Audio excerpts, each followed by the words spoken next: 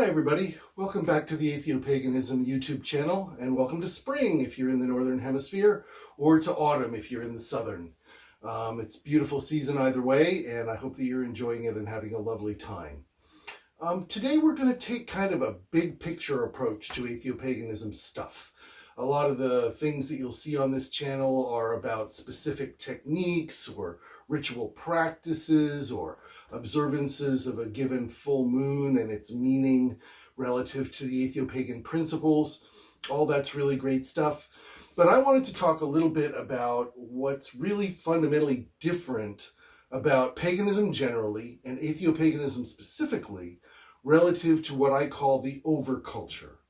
The overculture is the dominating set of paradigms and beliefs, sort of the core belief principles that drive the societies that we live in. And that's certainly true of the English-speaking world, but the English-speaking world has, in its highly colonialistic way, basically kind of forced it onto everybody else except indigenous societies. So that's where we are today.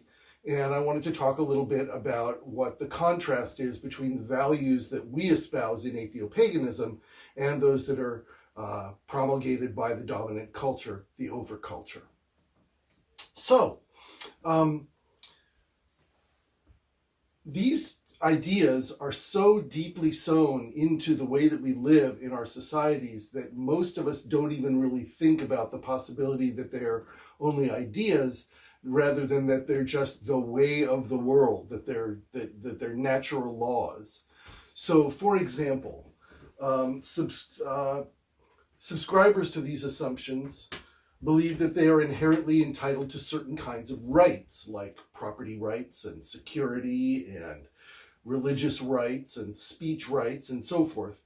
And they believe that a system of governance should enforce those rights, which is a process called justice. So they believe in something called justice. Whether they think it's actually happening or not, they believe that there is such a thing. They agree that the exchange of labor for the sake of a small portion of the resources and the wealth generated by that labor, with the rest of that wealth going on up the chain to somebody that's much more wealthy than they are, is an acceptable trade, which is called the work ethic. And it's also the underpinning of what we call capitalism, which is a system fundamentally for extracting the labor of people that don't have capital to invest and funneling it to people who do have capital to invest. They assume that sexually exclusive pair-bonded relationships are the only kind of real relationships, right? Which is called monogamy. And that's the way that the societies are all kind of organized, right? That they're set up for families which are built around these pair-bonded, typically heteronormative, so typically a man and a woman kind of families. This is also called heteronormativity as well as monogamy. They tend to view men as superior to women in a whole bunch of ways, and that women's labor should generally support men, which is called patriarchy, and it causes tremendous problems for women and for families and people throughout the entire world, but it's the system that we have and that we're kind of butting our heads against right now. They accept hierarchical authority to set rules on the part of government, which is an arrangement called the social contract. And they even believe that violence can be used to enforce that social contract. Speaking of the various paradigmatic ways that the overculture tends to operate, it also views people of darker hued skin or differently hued skin as somehow inherently at least worthy of suspicion and perhaps even hostility, which is of course known as racism. They assign particular qualities, behaviors, even colors to particular genders, which are then called gender norms. They are uncomfortable and insecure about sexuality and pleasure generally, which is called prudery.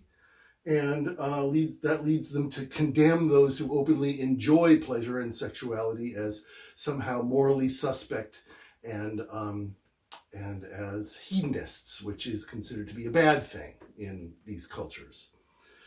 And they accept and presume a dominating and exploitative relationship with the planet of which we are a part. And this is, of all of those things, the worst in terms of its impact on the fabric of life as a whole and the likely prospects of humanity persisting into the future. Viewing the world as a pile of resources that was provided by a god for us to mine is not consistent with the way the world actually works, which is that it's an interpenetrated set of relationships which move energy and resources around, and that if we don't have a reciprocal and balanced relationship with that fabric of interconnected relationships, then we will eventually crash the system as we appear to be doing at this time. So the reason that I raise all of these issues is that we live in an overculture which is pretty toxic in many ways. I mean, it tells us to exploit ourselves. It tells us to exploit our neighbors. It tells us that it's kind of every person for themselves out here competing for jobs, for survival, for food. And what it most does in terms of capitalism is it discourages us from communitarianism. It discourages us from coming together, pooling our resources, and then simply saying, this is enough. We're living well. You know, not everyone has to have a lawnmower. Not everyone has to have a lawn, for that matter. But not everyone has to have a particular tool. If one person in a community has that tool, then the entire community has that tool, and they can all benefit from its use. These kinds of combined communal economic projects are deeply frowned upon by late-stage Western capitalism. And the result is that we find ourselves alienated, we find ourselves separated, and we find ourselves desperately seeking for meaning, a sense of purpose in life, and a sense of security for many of us, simply in being able to survive. So that brings me to paganism, and Atheopaganism specifically. We have a very different way of looking at the world. And the first and most important aspect of that is that reciprocal understanding of our relationship with planet Earth. We understand that we are extrusions, we as individuals are extrusions of planet Earth, and that our entire species evolved here. And that getting along with the fellows in our food webs is essential for us. We can't just simply keep flogging resources out of the earth and expect that it's going to keep working out fine for us. It won't. It obviously isn't. Something has got to change. We are affirmative of diversity as opposed to conformist.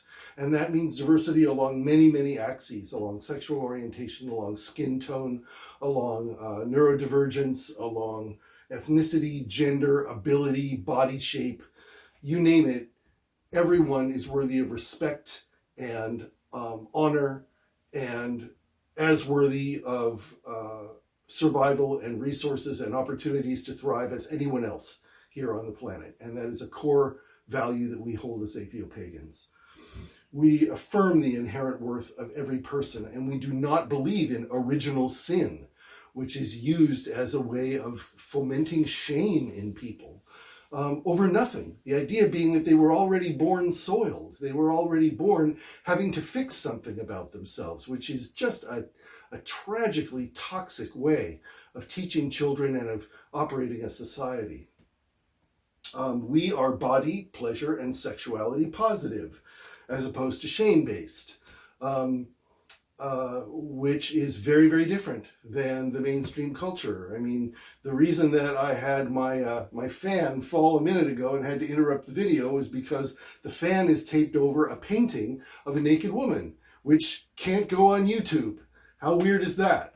You could probably see maybe 3 inches of that painting as you're watching me, but the very fact that that painting was there meant that I had to cover it. So bizarre, but there you have it. Very body shaming, very phobic and fearful about the body and its functions.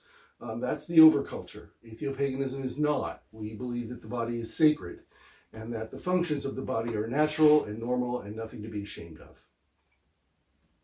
Our relationships are consent-based as opposed to authoritarian or violent. We believe that people should have choice. People should have agency about what they do and what they don't do. And the coercion that is built into our society around all kinds of things, access to healthcare, access to food, access to housing, really core, what should be human rights, is an example of the way that people really kind of get bent over a barrel by the way that this society works. And then when they make consenting choices, they aren't really very consenting because they're made under duress. Our values are about the attainment of joy and liberation and self-actualization in this life. We don't believe in an afterlife. This is it. This is what we get. These few decades, if we're lucky, of living here on Earth. And so we're not working to transcend some sin in ourselves or achieve salvation of some kind. Those are alien concepts to us. We're not looking to do it. What we're working to do is to be the best, happiest, and most fulfilled beings we can here, and to lift up others, including non-human persons, animals and plants, into thriving existence here on planet Earth. We actively pursue personal growth in order to become wiser and better people, kinder, more compassionate, more gentle with ourselves, more gentle with others. This is a part of what we cultivate as our path. We espouse the sacredness of the living biosphere. The biosphere is not just a machine that's here pumping out resources and being kind of an interconnected set of mechanisms that are doing things. We advocate for the human relationship with the biosphere to be respectful, sensitive, reasonable, reverent, and reciprocal. That is, we must give back to the earth in due measure to what we receive from the earth, rather than allowing some to accumulate vast amounts of resources with which they do nothing of particular value. It's just a very, very different way of looking at the world. And so I wanted to talk with you about these things today because, being an Atheopagan isn't necessarily for everybody. We combine the ideas of critical thinking and the scientific method and Occam's razor with the idea of the sacred earth and the advancement of humanity in order to be better than we are at this time towards one another and towards the rest of the biosphere. Those pieces don't fit together for everybody, and that's okay. They can follow their own paths. But that said, in the context that we understand the world in, which is a scientific worldview, we don't see evidence that there's an afterlife or some sort of a reward punishment system built into the nature of reality. And so it's on us to live as well and as kindly and as wisely and as gently on this planet as we possibly can. So that's kind of a thumbnail sketch of the moral universe of Atheopaganism. Not exactly the same as regular paganism. Many pagans believe in reincarnation or an afterlife or something like that. Not what we do here in Atheopaganism so much. So it's been wonderful speaking with you, and I'm glad that you're here on the YouTube channel. Hope that you're enjoying that and the podcast and the blog posts. So if you're reading or listening or viewing, thank you so much. Please hit subscribe if you haven't already. It helps us to do more things and unlock more features of YouTube. So we appreciate that, and have a wonderful week. We'll be back to talk with you again. One of us here on the media team will be back to talk with you again next week. Thanks. Take care.